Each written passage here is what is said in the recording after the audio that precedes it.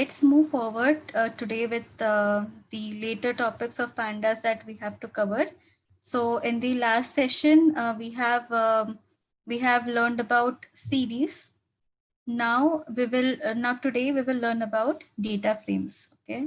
So, but before that, let us first import our pandas to this program, and then we will move to data frames. So data frames is another data structure that is available in pandas. And data frame, you can visualize it just like an Excel sheet. So in an Excel file, we have this number of rows are present and columns are there, right? So this is something two-dimensional structure that we have in Excel. Similar to that, data frame is also a two-dimensional data structure that we have. So we can import our CSV files, our Excel sheets, whatever data set that we have, we can import into our program, into our Python, using this pandas. And the Excel sheets and the CSV files are imported and stored in our Python as data frames. Okay, so we will be importing our data sets. I had sent you 3 data sets. We'll be using those in today's session. So what you can do is you can download them and just upload it in your folder. So this is suppose that this is the folder. Suppose you have a particular folder, right, in Jupyter, where you have saved, where you upload all of these files. So in the same folder, you can upload those data sets, and then we can move forward. Okay. So kindly do that, um, and we will move forward. Just do that and give me a quick confirmation that you have done that.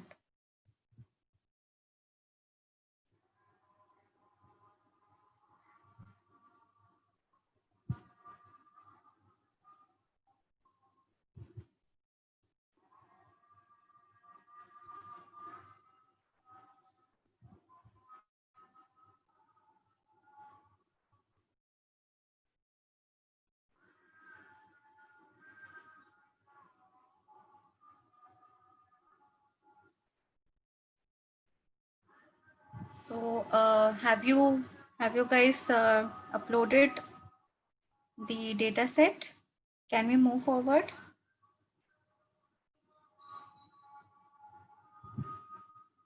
Just upload it to the folder in your Jupyter notebook. Okay, so let's move forward.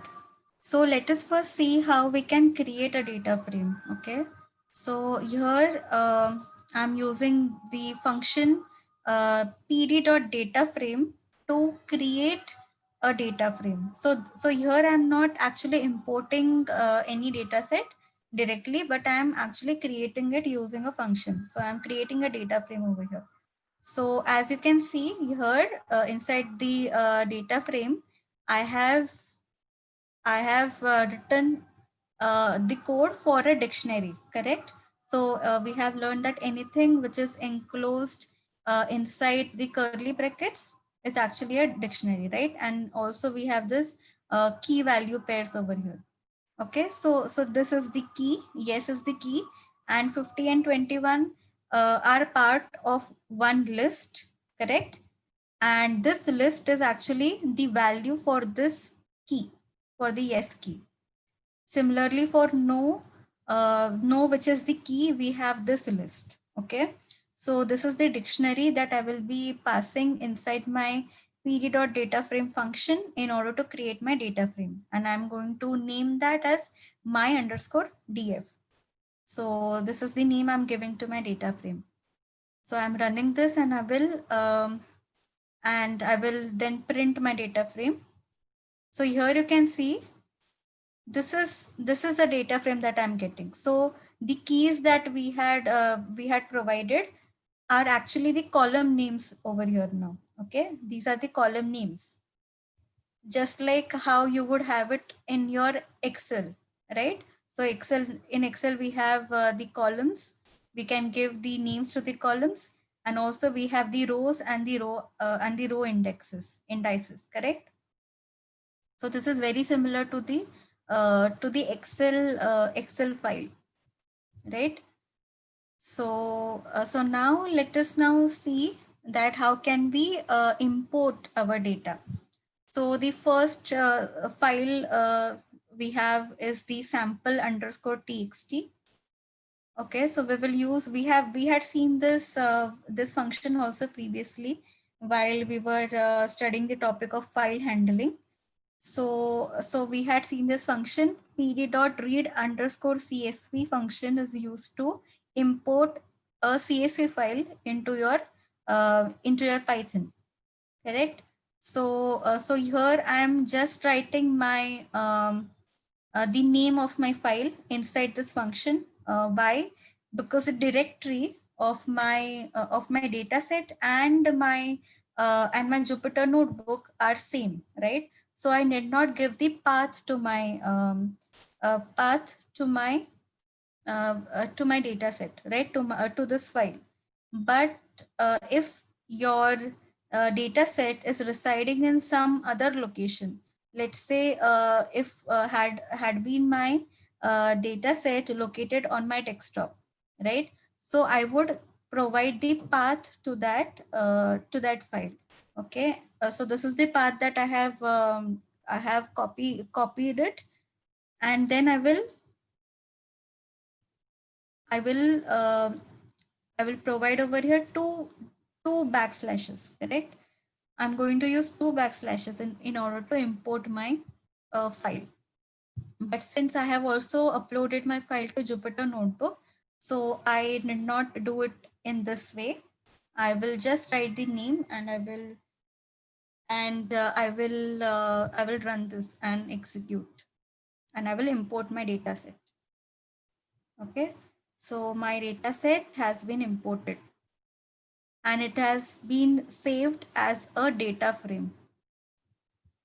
So we can check that using the type function. So just use type function, and inside that uh, write the name of the object that you want to check, whose type you want to check. Okay, so I'm running this, and then you will see that we are getting data frame as the output. So this is the data frame. So whenever you are importing your CSV file, it is saved as a data frame in Python.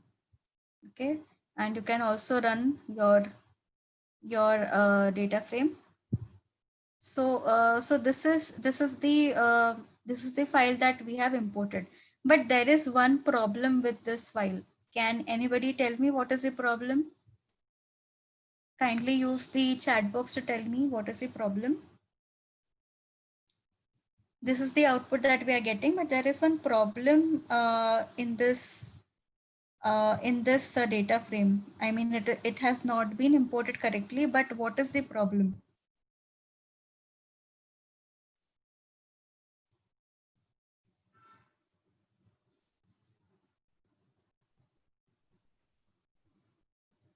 Is anybody able to identify what is the problem?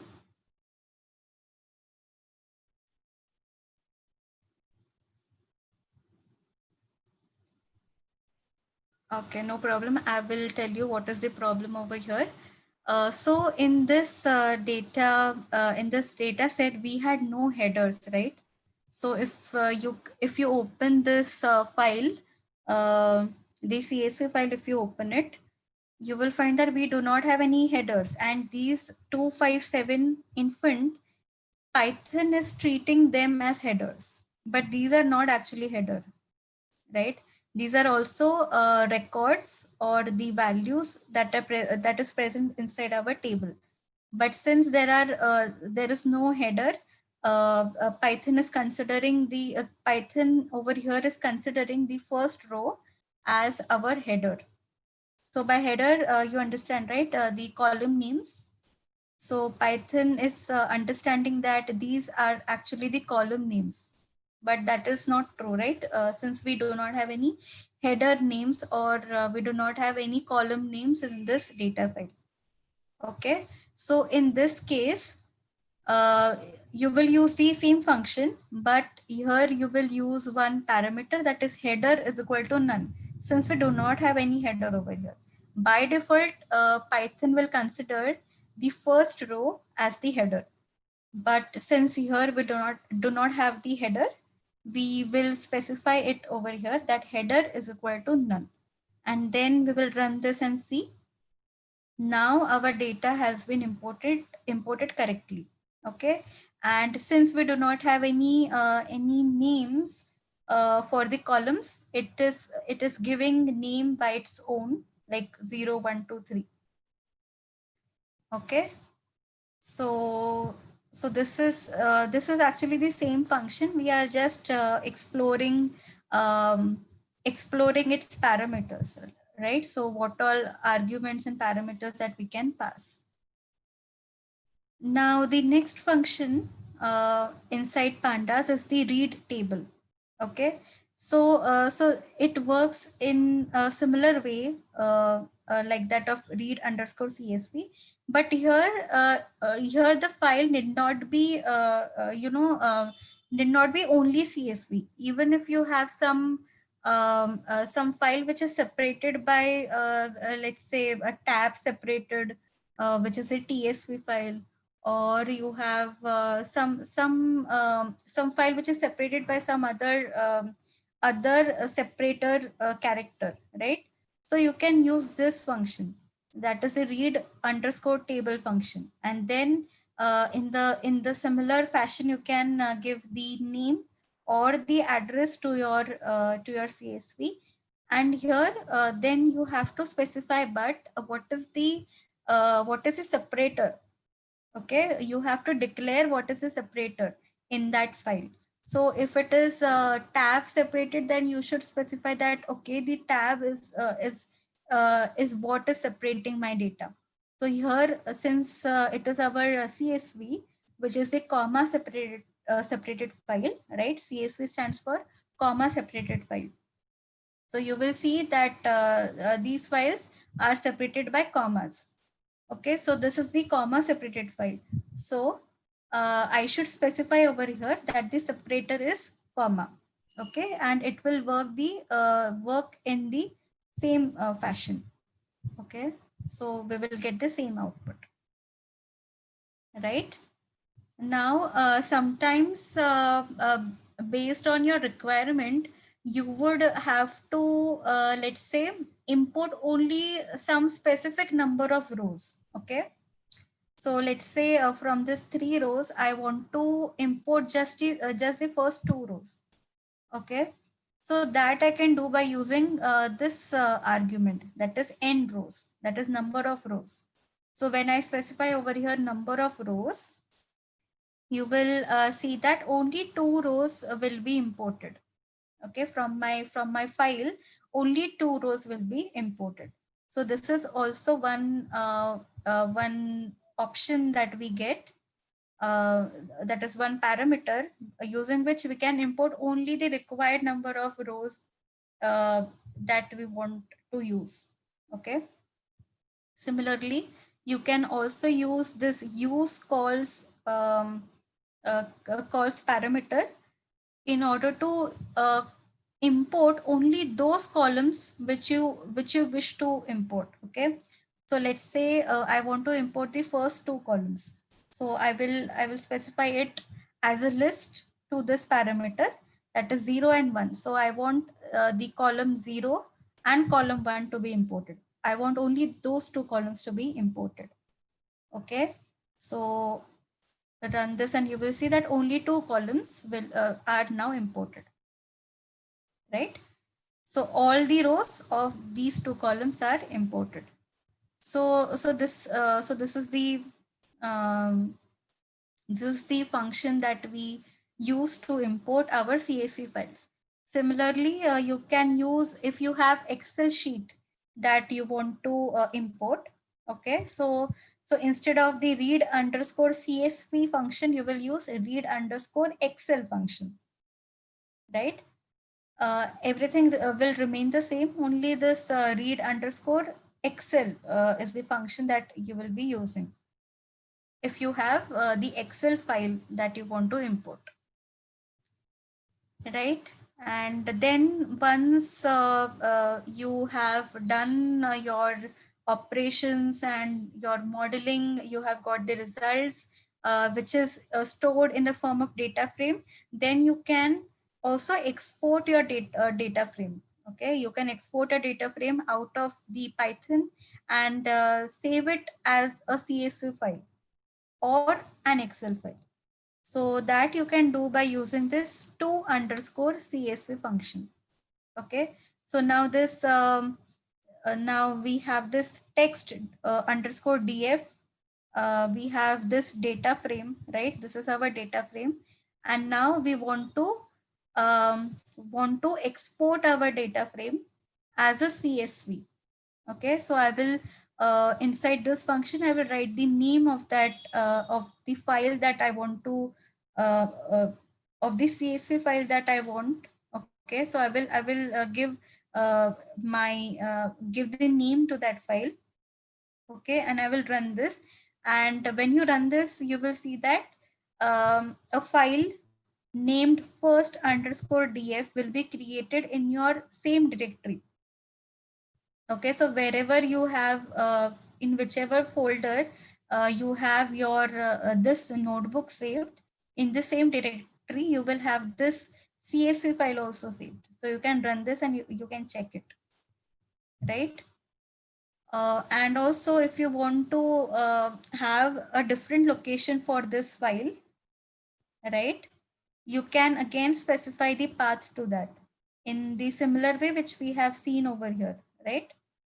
So in the same way, you can use you can give the path to your file and then provide the name. Okay, so your file will be exported as as a CSV in that particular path. Okay, in that directory it will be saved. And this is just to read our new data frame which we had created. So this is the one. Now you will see that we have this unnamed column over here. Okay, so this is actually the when we actually export our data frame, right? So along with that, even the indices they get exported, okay, as a different column. So that's why we are getting this unnamed column over here. These are actually the indices which we had in the in our this data frame. Okay, so I hope that you have executed the programs up till here. And now we will move forward to our NFL data set. That is this National Football League data set we have. So we are going to explore that. We are going to perform all the operations that we have to learn on this data set. Okay, so it is very important that you import that you download this data set and then import it. Okay, so kindly do that. Okay, import this data frame and just give a quick confirmation once you have done this.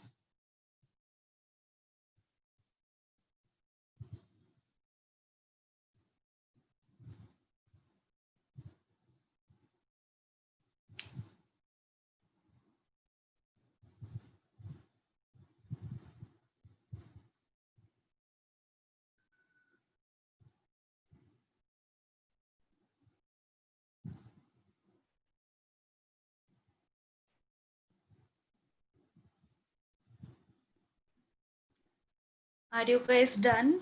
Have you imported this NFL data set?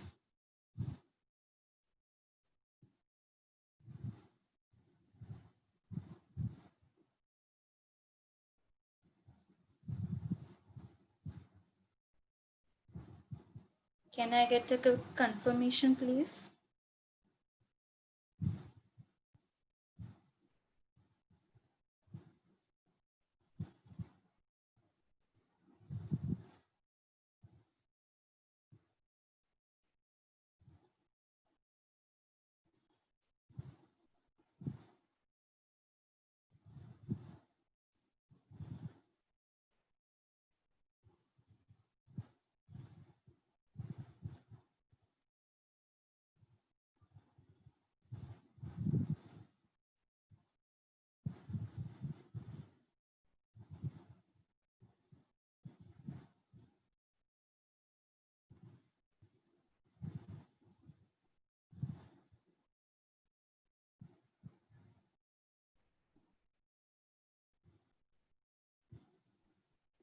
Are we done, guys?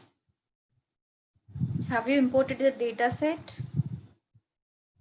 Are we ready to proceed?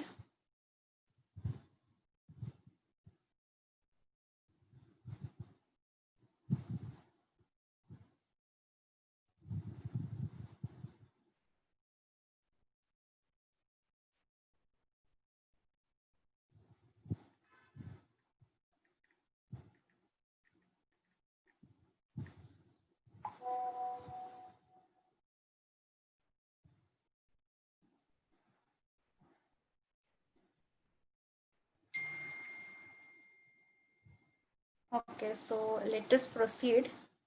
I hope you have imported your data set.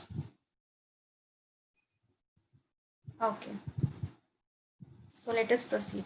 Now, whenever you get your data into your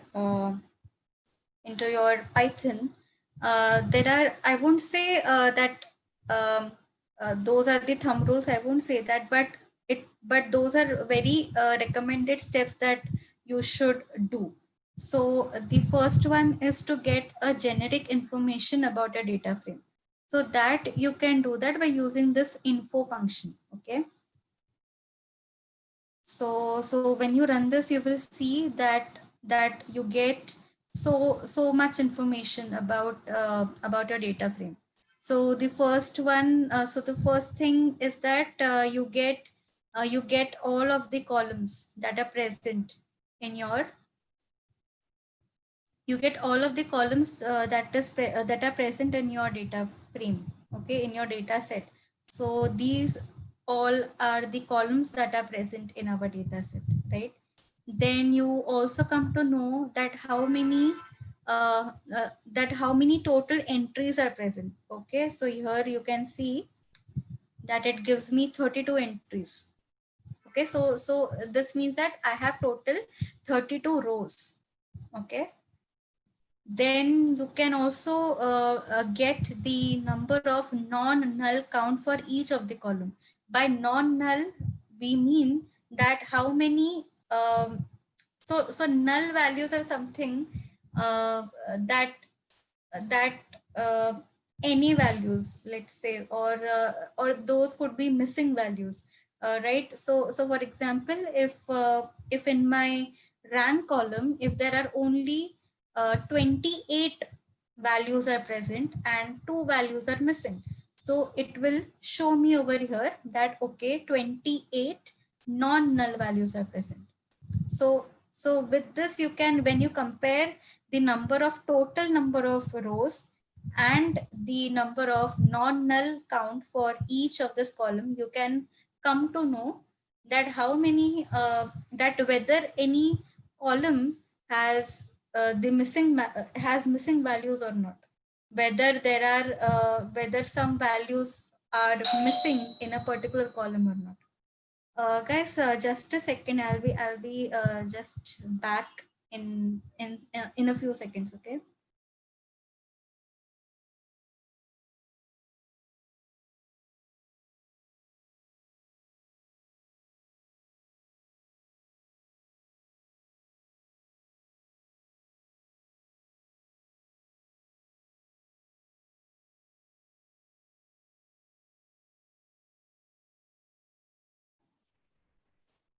Oh, sorry for that. There was somebody at the door. Okay. So yes, so this also information we can come to know that whether there are any values missing for each of the columns that we have in our data frame. And also we have over here this column, which is the D type. So what is D type? It is actually telling us the data type of each of the column. So let's say we have this column rank, and associated to that, Python is returning me int.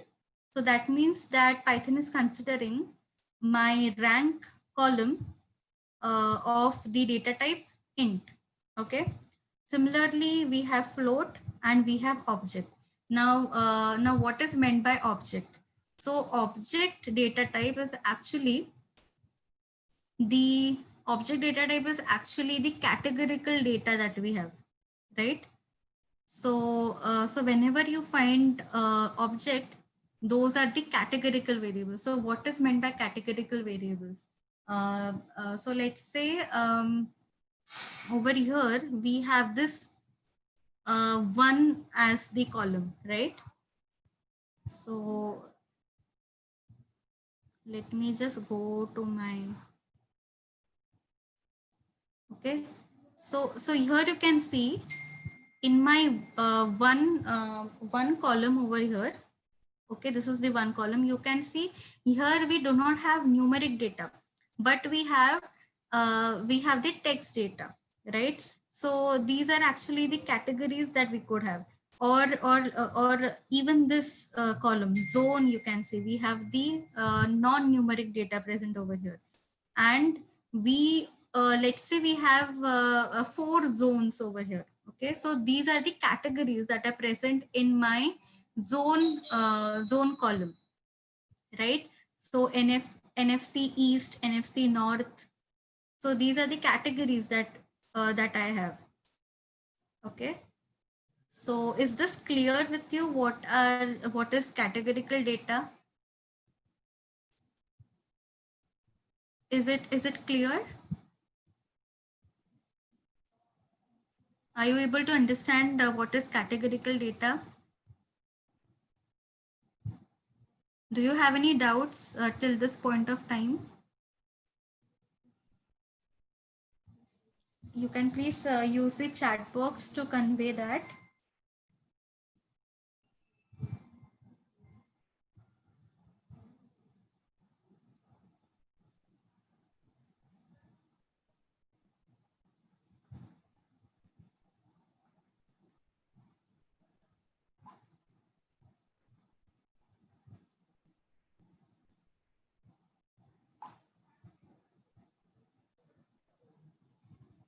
So, okay.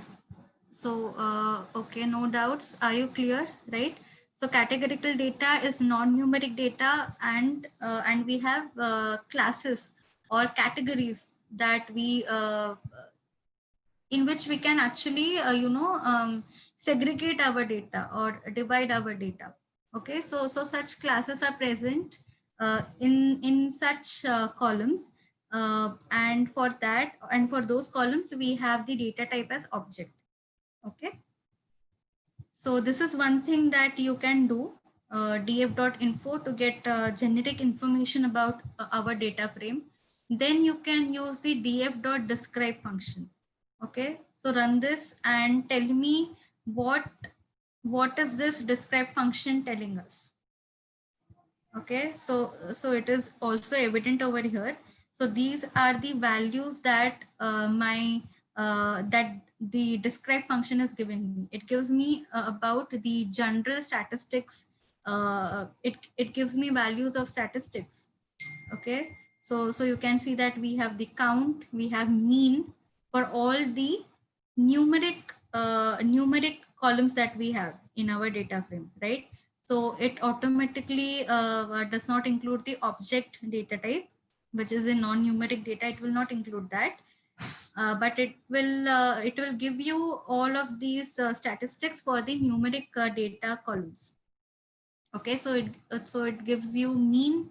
This is the standard deviation. This is the minimum. This is the maximum, and these are the percentiles. Okay, that is the this is the 25th quartile, we say. This is the 50th quartile, which is also the median values, and this is the 75th percentile. Okay, so these values also are given by this describe function, right? So let's move on. Now this, even though you get your column names over here, but if you want to have your, you want to know what all are the names of the columns that are present in your data frame, so you can use this df.columns. Okay, so you will see that a list of all the column names is returned, right? So all of these columns, rank, team, one, whatever columns we have, the names of that columns we get as the output, right? Now, you can also access the values of column. Let's say you want to, let's say you want this total games, you want to access all of these values, okay? And let's say save it as a list, okay? So you can do that by just indexing it out, okay? So use the name of the data frame that you have given. So we have given the name as df, and inside the square brackets you will just write the name of the column whose values you want to access, okay? So run this and see that all of the values that are present in the total games column, you can print them, okay? Right, so in this way you can access only a particular column if you want to access it, right? Similarly, if you want to access multiple columns, like let's say 2 columns at a time, so you can just write the name of the second column over here and provide it as a list, okay? So you will have a list inside these square brackets. So that way also you can access multiple columns. Now, this is again a very important thing, that is df.shape. So what it will give you, it will give you the number of columns and the number of rows that are present in your data set. So here you see the first one is the number of rows that are present in our data frame, and this second number is the number of columns that are present in our data frame. Right, so we have 32 rows and 10 columns. All right, then moving forward, we can we can have a quick look at how our data frame actually looks like, okay? So that you can do by using the df.head function. Okay, so when you want to have a look at your data, like how it is present, okay, how it looks like, what all rows are present, okay? So you can just view the top few rows, okay? So I am and just mention that number, how many number of rows you want to have a look at. So let's so here I am seeing 3, so it is showing me 3 rows, first 3 rows, okay, from my data set. Let's say I want to view 5, then I will just write here 5 and I get 5 rows, right? So this way you can have a look at your data, how it is, and in order to understand it better, you can have a look at this. Similarly, you can also have a look at the last few rows, okay? So head function will give you the first few rows, okay, and the tail function will give you the last, will show you the records from the bottom, okay? So here you can see the last 3 rows have been displayed over here using the tail function. And then if you want to just randomly view records, okay, so any random values you want to any random rows you want to see, then you can use this df.sample function.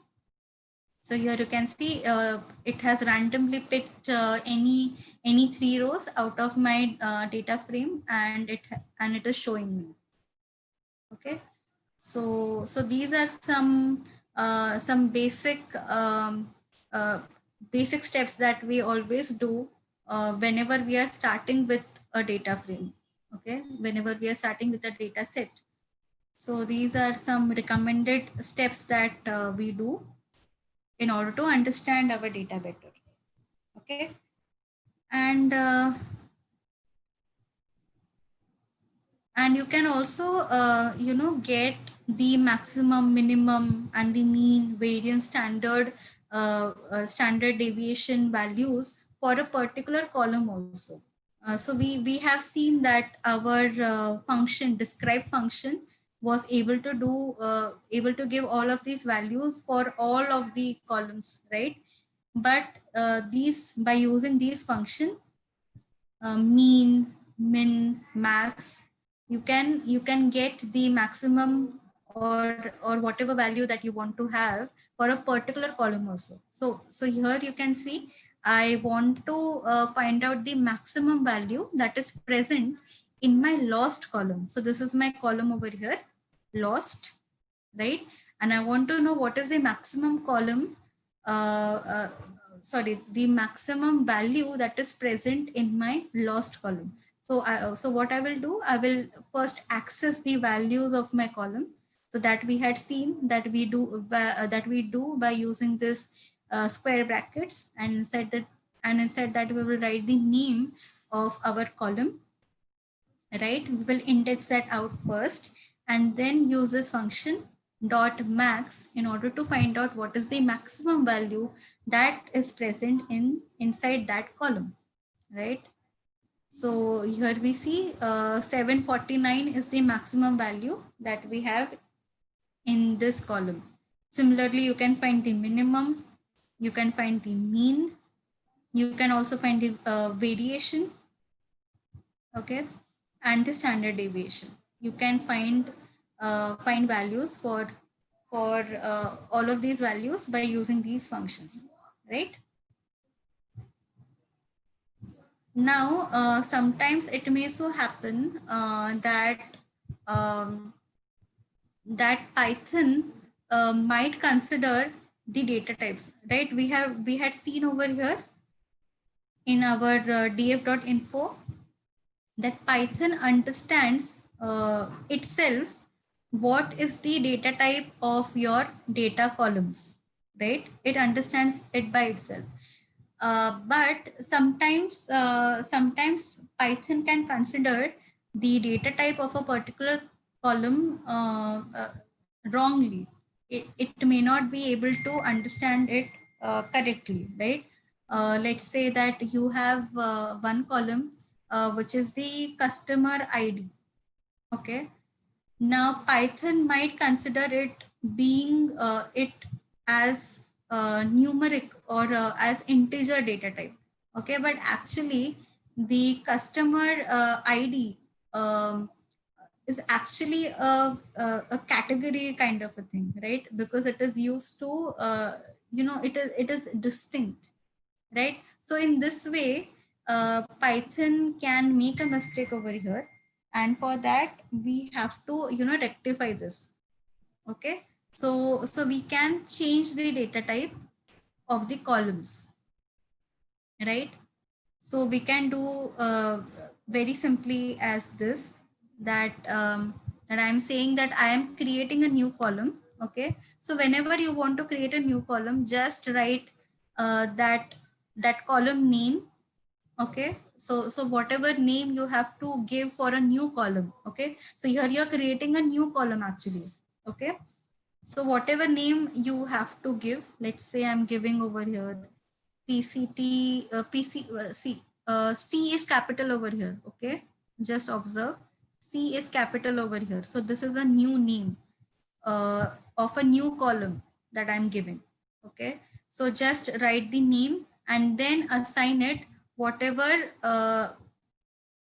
like we what are we trying to do over here, that we are changing the type of our PCT column which is already present in our data frame. We are changing its type into float, and this output we are saving as a new column in our same data frame, right? So we are using the as type float. We are using this function. We want to convert the values into float. Okay, the values that are present in our PCT column, we want to change it to float. So we will use as type function, and inside this function we will specify float, since we want to convert it into float. Okay, and then the output of this. So what will be the output of this? That all of these values will be converted into float. Okay, so all of these float values will be saved as a new column in our data frame. Okay, so let me run this and show you how our output looks like now. So here you can see this is the new column which is created. Okay, P, capital C and T. This is a new column, and while this is our previous existing column. So previously we had these values as int type. Okay, integer. So these are integers and these are float, since we now have the decimal points also. So we have converted our int column into decimal or the float type. Okay, in this way you can change the type of your columns in the data frame, right? So any doubt till now? Any doubt? Any doubt you have?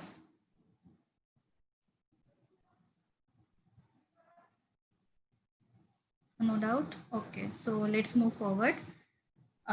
So now let us see how we can sort our data. So in Excel also, you must have seen we have that option in Excel in order by which we can sort our data, right? Whether it be ascending or descending order, we can sort our data. So in Python also we can do that.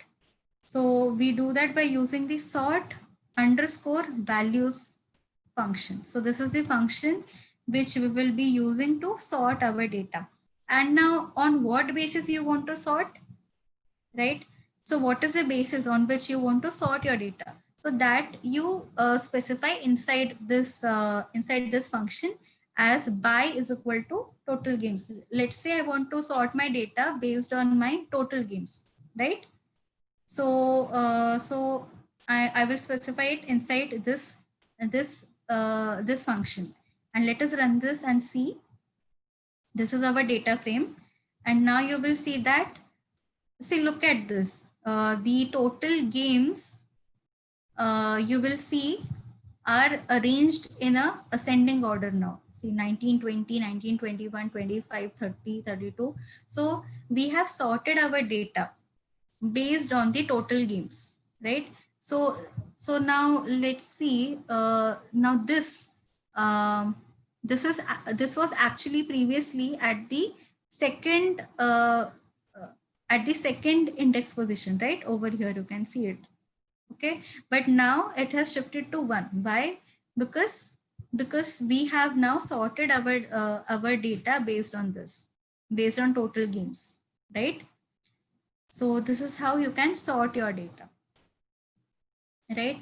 And while using this function, you should note this, that the default order is ascending order. So when you do not specify anything inside this function related to the order, like whether you want it in the ascending order or the descending order, when you don't specify it, by default Python will sort your data in the ascending order.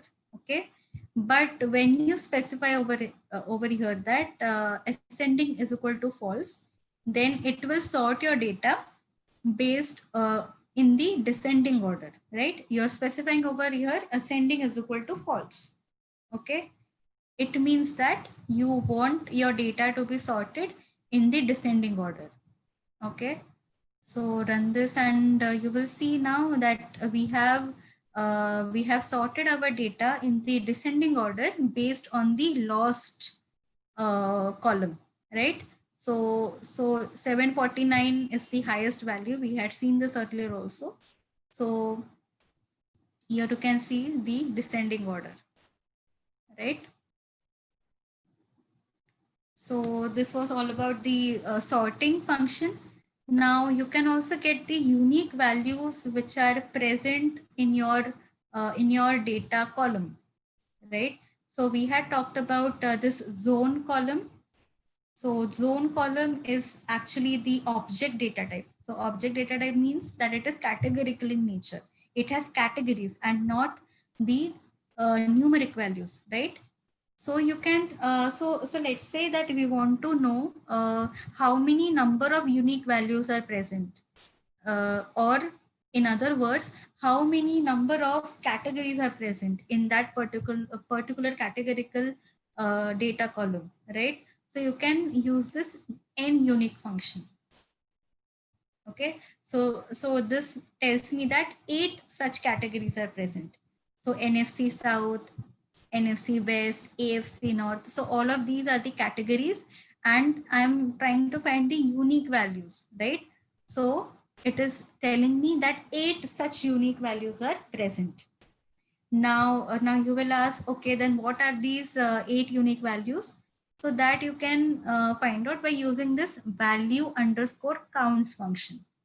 Okay, so run this and you will see that it not only tells you uh, uh, what are the unique values or the classes that are present in your data column, or the categorical data column, but it also tells you that how many times that particular class is appearing. Okay, so you can see that AFC North is appearing 4 times. So when you have, when if you have a look in your data set, you will find out that NFC North appears 4 times. Okay, you can check this out later also, that NFC North appears 4 times. So this is a very important uh, and a useful function to know more about your categorical data columns, right? So it tells you how many times, so this may tell you that which is the category which is present in more number, okay, or which is present in low numbers. So all of this information you can get from this value underscore counts function. Okay, now next we will look at indexing, right? So we have studied about indexing in our other data structures like list, tuples, um, then what we have learned, series, panda series. We have learned about indexing. So indexing is actually about locating a particular value, right? So let's say you want to get a particular value from your data frame as the output. Okay, so you can use these functions. So we have two functions actually, iloc and lock function. We have two functions. So we will learn about these two functions, and also how both are different. Both are used to index out values from your data frame, but the way in which they do it is slightly different. So we will understand that also. So let us first understand what is the iloc function. Now iloc function will take your index values. Okay, it will take indices or the index values in order to give you in order to index out the data points.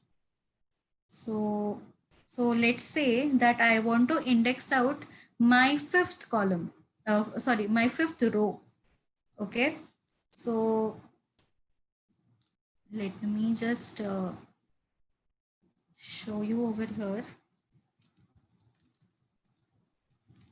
some 10 columns. Okay, so this is my first 10 columns, and let's say I want to have the values for my fifth row, right? So I want all of these values to be indexed out. So what I will do, I will use the iloc function, and I will say iloc 5, since I want to get this all of these values. Okay, so here you will see that all of these values we get it as output. So the values of all the columns, you will get for this record. Okay, so we have rank, team, won, lost. So all of these records you can get, right? And then not only one row, you can also have the multiple rows. Okay, you can locate multiple rows by their row numbers. Okay, so just inside, instead of just passing one value, you can pass the list of values. So this is a list, right? This is a list, and we want to index out 4, 5, 6, 7. So these 4 rows I want to index out. So I will use this, and you will see that only those rows I can have, right? Now, since data frame is a 2-dimensional data structure, you can specify the row number and the column number to index out one particular value. So here you are seeing that we are getting the values for uh, all of the columns, right? So what if I want only a particular value? Let's say I want to have this only New England Patriots. Only this value I want to index out. Only just one value. So how I will do that? So that we can do by specifying the row number and the column number for that particular value. Now, what is the row number for this value? It is 4, right? 4. And what is the column number for this value? It is 0, 1, 2, right? So when you use 4 comma 0 inside your ilog function, you will be able to index out this value, right? It is very simple, right? You have to specify the column number, the row number, and the column number, right? So here you can see that I'm trying to give 4 comma 5. So this is my fourth column, fourth row, sorry, this is my fourth row, and which is my fifth column, 0, 1, 2, 3, 4, 5. So you will see that we will get this output. Okay, let us check that. Right, see, you got 9 as the output, right? So the row number and the column number. You can think of this as intersection, right? So this is the row number and this is the column. So what is the intersection of these two? 9, right? So 9 is the value that you are getting. Okay. Now you can use a column as an index also. Let's say that whenever we import our data frame, right? So by default, Python adds the row indices over here. So 0, 1, 2, 3, 4. We saw it over here. These are the indices that Python adds by itself. But there is also one option in which you can have a particular column as your index. Okay, so while you are importing your data, you can also specify if a particular column you wish to have as an index. Okay, so let's say I want to have the team column. Okay, so these are the team names. Let's say the numbers are given to the teams, and I want to have these as my row index. Okay, so you can do that by using the index underscore call function.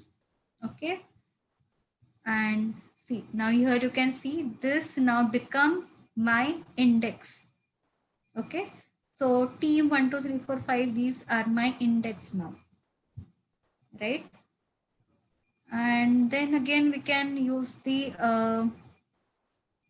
okay, so now let us learn about the log function. I just mentioned a few minutes before that we have two functions, ilog and log function, to index out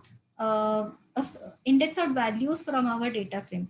We have seen about ilog, in where we provide the index and the column, the index for the rows and the column. Okay, we provide the index values over here in iloc. Okay, but in lock, we can actually specify the column name also. We actually specify the names of my rows and my columns, right? So many a time you may not know that a particular that what is the number of the particular column. Okay, you may have so many in a data set, you may have so many columns. Okay, you may have 50, 57, or so many columns you may have in your data set. So it is not every time feasible that you count, or you know what is the index value, or what is the number of that column. Okay, so here, since we had only a few number of columns, you could make out, okay, that this column has the index value of 1. Okay, okay, 0 is for the rank, and 1 is for this column, right? So you are able to figure it out. But when you can't do that, you can use this log function. So in log function, we actually provide the name of our column from which you want to index out your value. So here you can see that I'm specifying over here the row name. Now row name over here is 1. Okay, it is not the index, or it is not the index value that Python has given, right? It is actually the values that we have provided. So these are the names. Okay, it is not just numeric, but it is the name that we have. Okay, so here again it is the same thing. So the first, so the row 1, okay, and the lost column. Okay, so intersection of these two is 502. So this should give you the output as 502, correct? Since this is the first, this is the column which has name as 1, uh, which has the row as 1, sorry, which has the row name as 1, and the column name as lost. Okay, so it is able to give you this. And here also you can specify a particular rows. Okay, if you want to index out particular rows by their row names, you should specify that inside this log function, right? So you will be able to see that 4, 5, 6, 7. So the team 4, 5, 6, 7, the information about or the records for these teams we are able to index out, right? So any doubt till now? Have you understood the log and ilog function, and what are the differences between the two log and ilog function?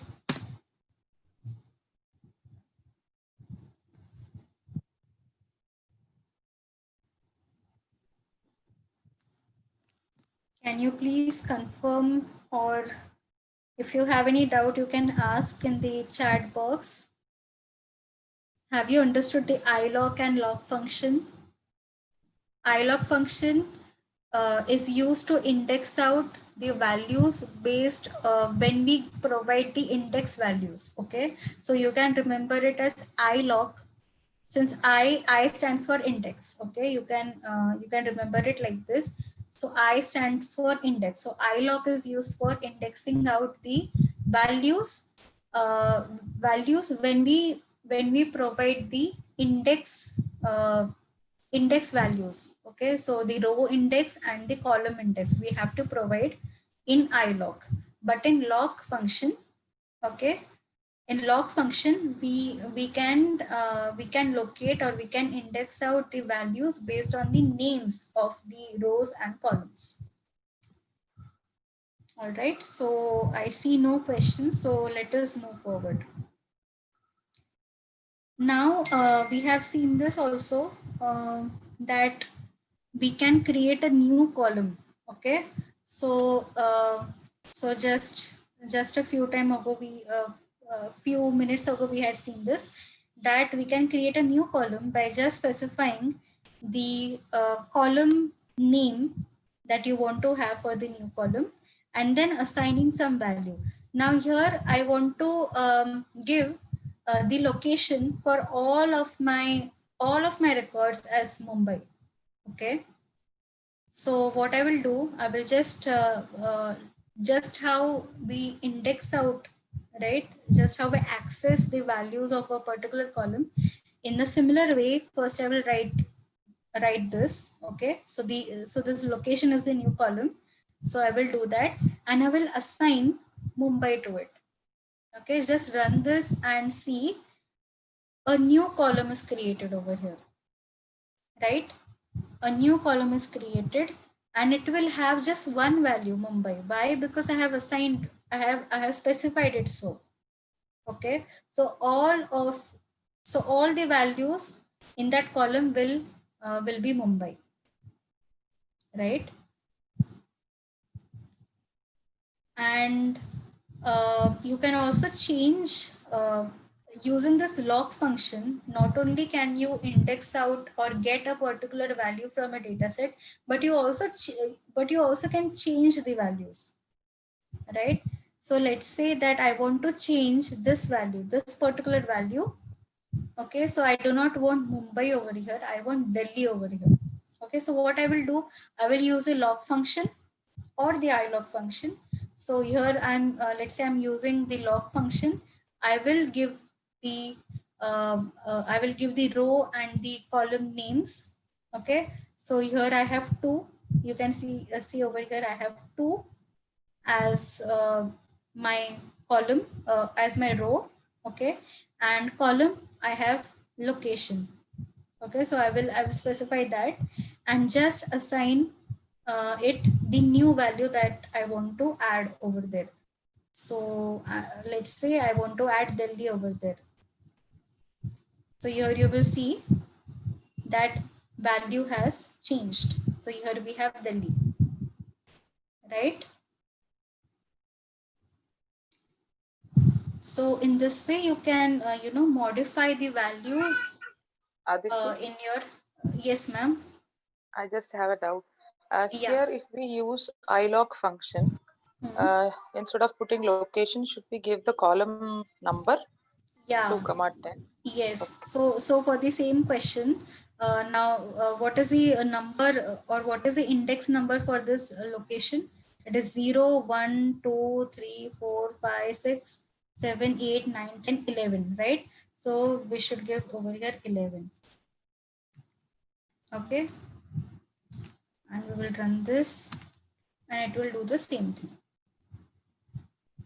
right?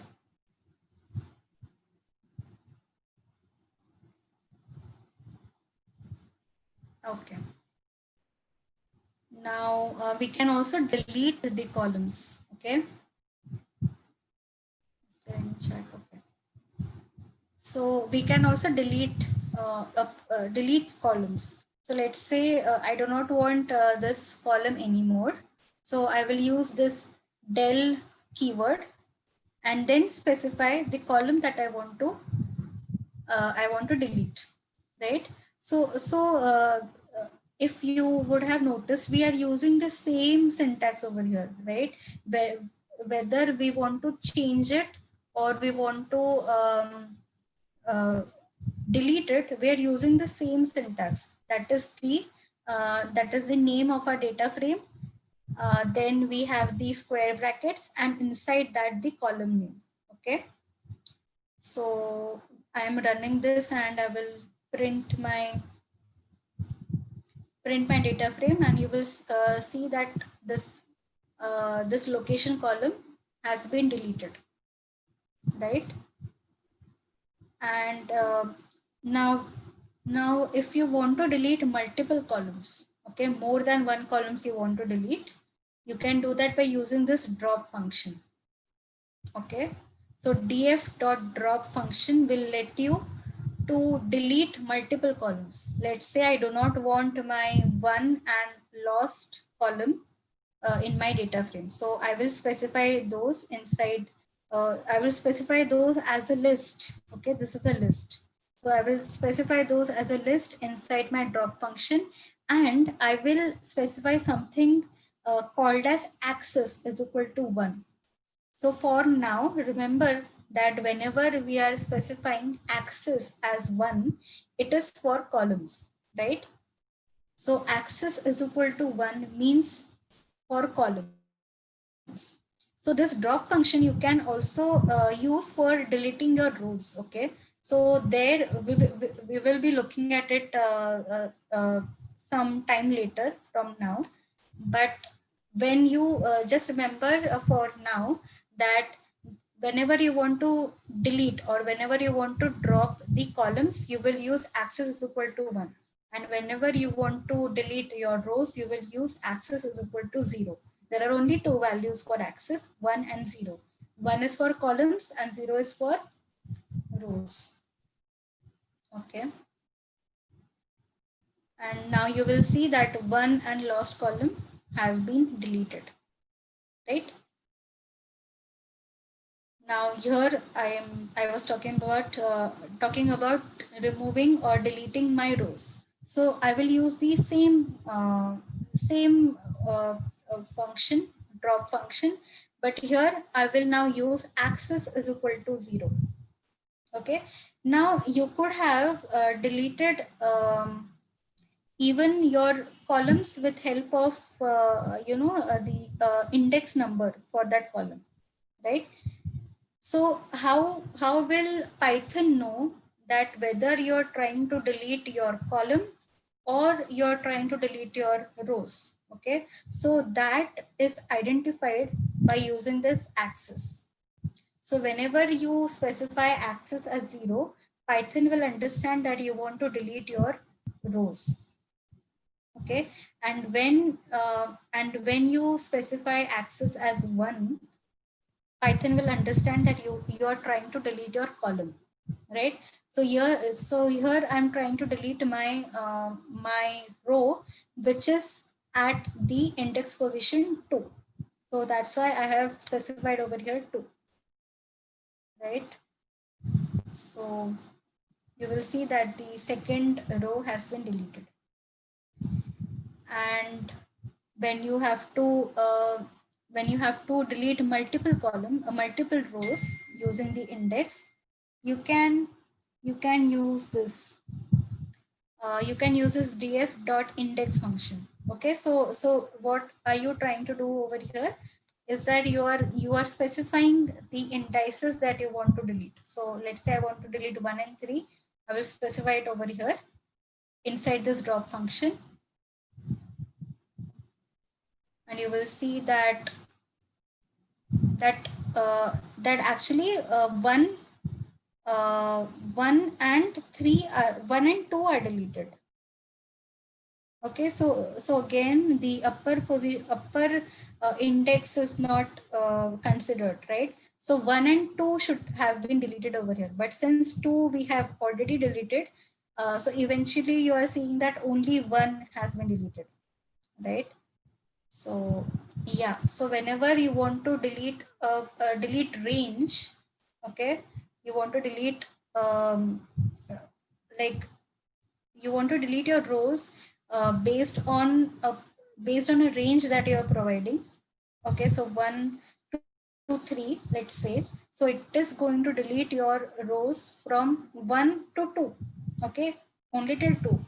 The upper range is not included, right? So this is how you can delete your rows and columns. Now next is to rename your columns. So let's say you want to change the names of your columns. Okay, so rank I want to change it to standings, and division I want to change to section. So you can do that by using this rename function. Yeah, and inside the rename function you should give a dictionary. Okay, so this is a dictionary, right? Key value pairs. So key would be the original name of the column, and value will be the new name that you want to give. Okay, so I want to change my rank into standings, hence I'm writing it this way. And I will specify columns. Okay, so this is the parameter to which I'm giving the value, right? So let us run this, and now you will see that we have changed the column names. So rank becomes standings and division becomes section. Okay, so this way you can, change or modify how your data is. Okay, so pandas is basically used for this, for data manipulation. You can organize your data. We have seen the sorting function. You can organize your data, you can change the values, you can modify it. So all of these is done using pandas, right? So any questions till now before we move to the filter conditions? Any questions? I'm just waiting here for a few moments if anyone has questions over here.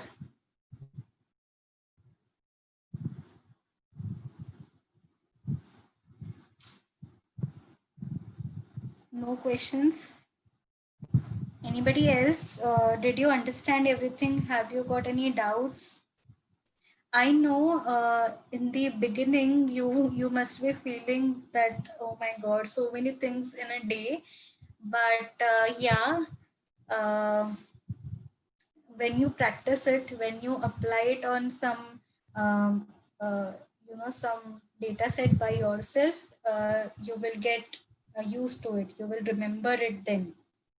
Okay, just by practice. Okay, so let's move forward. Now we had seen this filtering in our series, right? In the Pandas series, in the last session, we had seen this.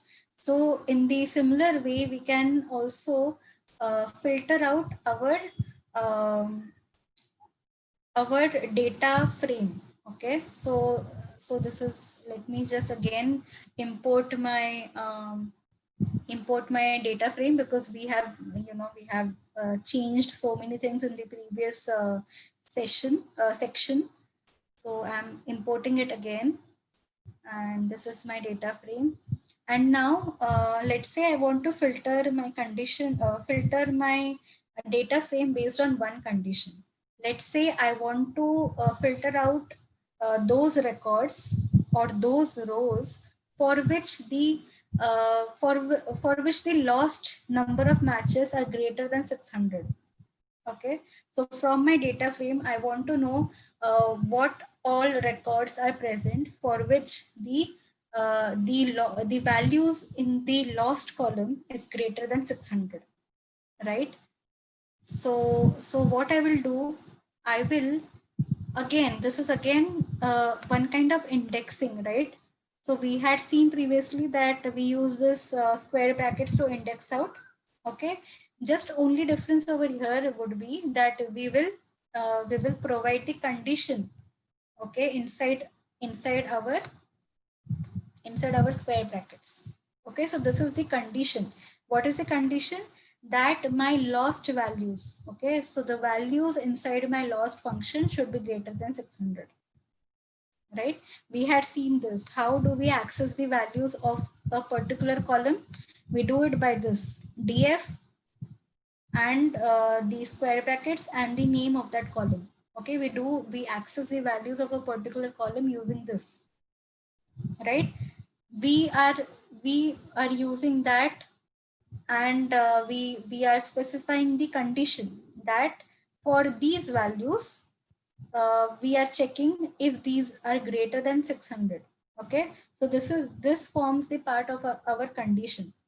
Okay, so the values of lost greater than 600, this is the condition, and this we pass inside this, inside our mean data frame, right, to index out.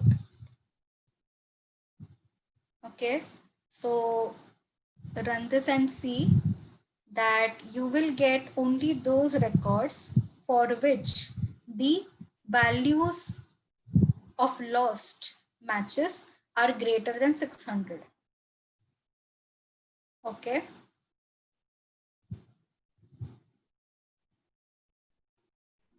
Are you able to understand this? Any doubts? Did you understand how is this working? We are creating a condition and we are passing that condition inside our square brackets. Okay. Right. So if you have understood this filtering for one condition, then for multiple conditions also it is easy. Okay. So here what will change is only the occurrence of more conditions. Okay. So here I have two conditions that I want to get the data of teams for which the lost matches are greater than 600. Okay, this is one condition. And the second condition is that the total games played are greater than 1999.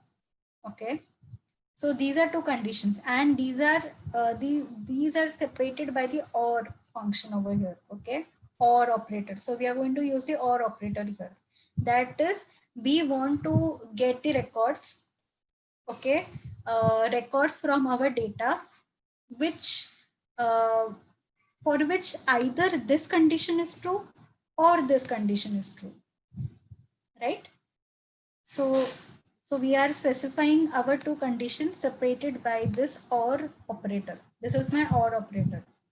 So I want to get the data or the records for which either this condition is true, okay, or this condition is true. Okay, either or situation we have over here. Okay, so run this and you will see that over here some values are greater than 600. Yeah, and okay, so just see over here in this column we have all these values greater than 600, but this value is not greater than 600. So why is this appearing? Because the value of total games is greater than 1999 over here, right? So if a record is fulfilling the condition either this or this, then we want to have that record. It means that. Okay. Similarly, we can also have the AND conditions. Okay, multiple filter conditions. We can have two conditions. Using the AND operator, right? So here we want to get the data for teams which have lost matches greater than 600 and the total games played are greater than 999. Okay, so let me just change over here 999. Okay, so run this and see. Okay, so we are not getting any value over here. Why? Because no such record is present for which the number of lost matches are greater than 600 and the number of total games are also greater than 999. Okay, so let us try some other value. Let's say 1939. Okay, still we are not getting. Okay, so for this condition we have one record, right? So what is that record? This is for the rank for the team number 11, right? So you can see the number of lost matches are greater than 600 and number of total games are also greater than 1930, right? So since both of these conditions are satisfied, this record has been given as output, right? And now you can also, use these conditions in order to create a new data frame. Okay. So you can filter your data and save that filtered data as a new data frame. So this is what I have done over here, right? So I have just given the name to that to this. Okay. I have just given the name to this, or let's say I have assigned, I have created one object and I have assigned this same code to that. So what it will do, it will filter out, right? It will filter out and save the output as a new data frame, correct? So here you can see that that when we print it out, we get the same, the same output. But now this output has been uh, saved under this data frame, right?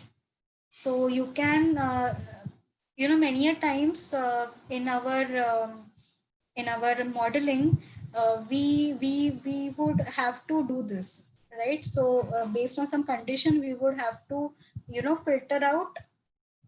filter out our data and then use this filter data in order to proceed with our modeling, right? So many a times this is useful. This is what we are required to do.